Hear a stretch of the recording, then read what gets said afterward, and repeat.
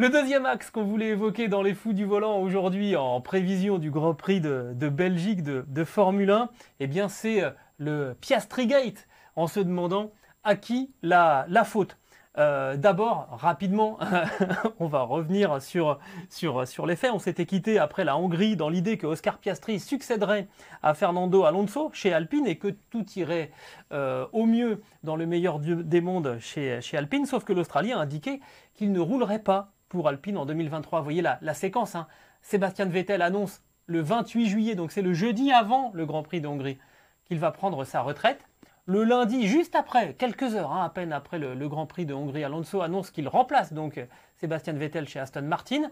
Le lendemain, Alpine annonce logiquement Piastri en 2023 dans le baquet de Fernando Alonso. Et quelques heures après seulement, le tweet complètement fou d'Oscar Piastri qui dit non, mais moi je suis pas au courant, non, je ne roulerai pas. Le tweet se termine par je ne roulerai pas pour Alpine en 2023. On avait d'ailleurs déjà senti un petit peu le roussi quand Alpine annonce Piastri et qu'il n'y a dans le communiqué de presse aucune déclaration d'Oscar Piastri, ouais, là, qui est rarissime, voire jamais.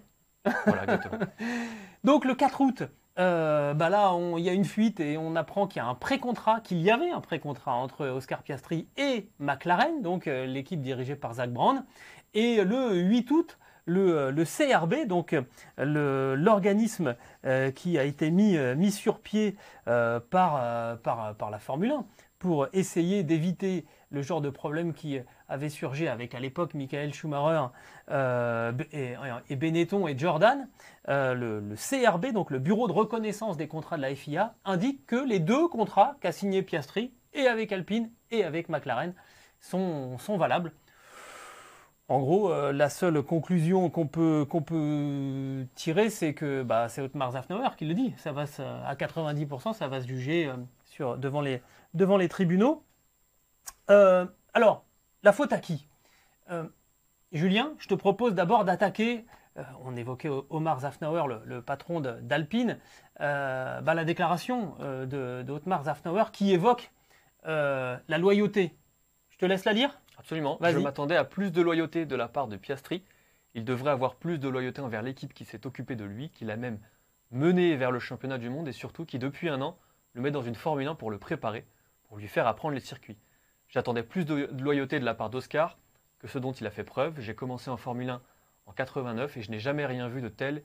Et ce n'est pas une question de Formule 1, c'est une question d'intégrité en tant qu'être humain. Ça, c'est une déclaration d'Otmar Szafnauer dans le journal espagnol El Confidencial. Voilà, c'est des mots forts. On parle de loyauté. Ça fait toujours un petit peu bizarre quand on parle de loyauté en sport et dans un sport où il y a beaucoup d'argent et où c'est chacun pour sa peau. Voilà, est-ce que la loyauté... Est-ce que c'est vraiment... Et, tu vois, je ne sais pas comment formuler la phrase. Est-ce que c'est pas employer un grand mot que de parler de loyauté ? C'est peut-être une approche un petit peu différente, en fait. Oui, et puis moi je pense que c'est surtout une manière de se raccrocher aux branches parce que Alpine, pour moi, je sais que c'est pas tout à fait ton avis, mais on va en discuter, mais pour moi Alpine est fautif de A à Z pour la simple et bonne raison que ça fait des mois et des mois qu'il souffle le chaud et le froid concernant l'avenir et de Fernando Alonso et d'Oscar Piastri. Ces deux pilotes, qu'est-ce qu'ils ont fait ? Ils ont pris leur destin en main et ils ont fait leur choix pour ne pas se retrouver le bec dans l'eau à la fin de la saison.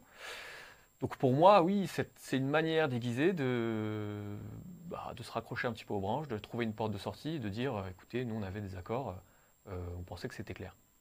Et puis on a, en préparant cette émission, tu as fait un parallèle avec un autre grand sportif très jeune, avec un énorme potentiel qui finalement très très vite a pris la main sur sa destinée sans s'en remettre à ses employeurs, à ses organisations. C'est une nouvelle façon de voir sa carrière quand on est un jeune athlète. Je suis convaincu de ça. J'ai vraiment la sensation que ce soit en Formule 1 et notamment dans d'autres sports comme le football avec Kylian Mbappé, qu'aujourd'hui il y a un vrai mouvement de fond chez les jeunes sportifs qui ont ce talent-là, c'est-à-dire un talent hors norme, comme Mbappé, comme Piastri en Formule 1, qui décident de vraiment prendre en main tout ce qu'ils peuvent prendre en main, que ce soit leur avenir, que ce soit leur contrat, que ce soit leur image.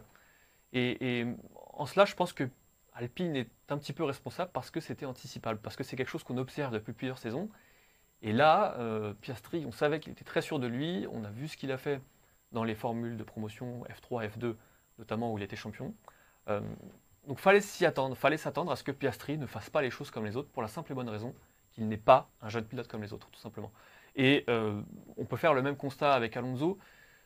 Pour moi, j'ai du mal à imaginer que Alpine ne soit pas au courant que Fernando Alonso est un pilote un petit peu orgueilleux, pour le dire gentiment, et que lui, il a bien vu qu'il était capable d'avoir des bons résultats, qu'il était capable de faire des performances. Il a fait des choses assez extraordinaires quand même cette saison, sur cette première partie de saison, notamment en qualification. En course, il a été un petit peu plus malchanceux. Je ne peux pas croire que Alpine se sentait capable de jouer avec le feu avec Alonso sans qu'il y ait des conséquences derrière. Alonso est un pilote orgueilleux et d'ailleurs on l'a vu après ces annonces-là où Alpine avait un petit peu de mal à rentrer en contact avec Alonso. En fait, Alonso, on le voyait sur les réseaux sociaux, il est en train de s'amuser chez lui à Oviedo. Donc oui, Alonso est un pilote orgueilleux, il faut toujours se méfier d'un pilote orgueilleux. Et voilà, c'est ce qui s'est passé.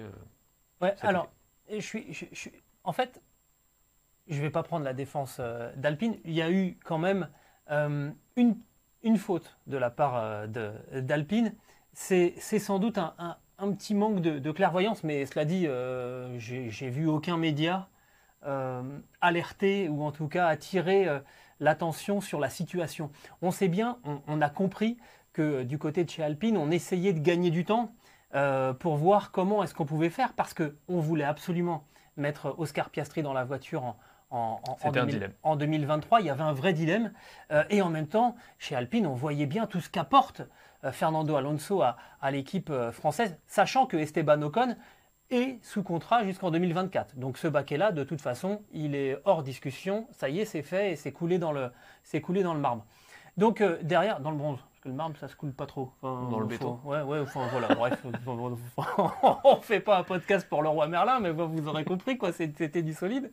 Et donc, ça se jouait entre les deux. Et évidemment, quand on s'appelle Fernando Alonso, on ne peut pas supporter l'idée d'être en ballottage avec un garçon qui n'a jamais mis les pieds sur une grille de départ de Formule 1. Ça se comprend quand on est double champion du monde et ça se comprend d'autant plus quand on s'appelle Fernando Alonso et qu'on est une véritable idole dans son pays.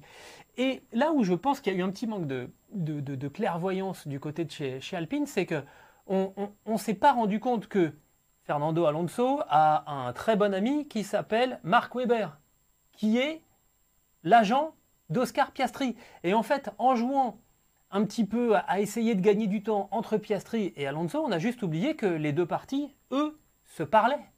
Ce sont des copains, donc ils se disent où ils en sont. Et quand, vous savez, quand on a une table de poker et qu'on cherche un pigeon, quand on ne trouve pas le pigeon, que le pigeon, c'est vous. Et c'est un petit peu la situation d'Alpine dans cette histoire. Rappelons d'ailleurs que quelques jours, j'ai plus le nombre de jours exact en tête, mais juste avant que Alonso signe chez Aston Martin, il déclare qu'il n'est pas inquiet pour sa prolongation chez Alpine et qu'il estime que ça se fera en quelques jours, qu'il n'y aura pas besoin de discuter bien longtemps pour pouvoir prolonger son contrat. Ah, c'est ça qui est fou. Est-ce qu'il savait que Vettel allait partir? Est-ce qu'il savait qu'il allait chez Aston Martin? Ça, il faudra un certain temps pour le savoir.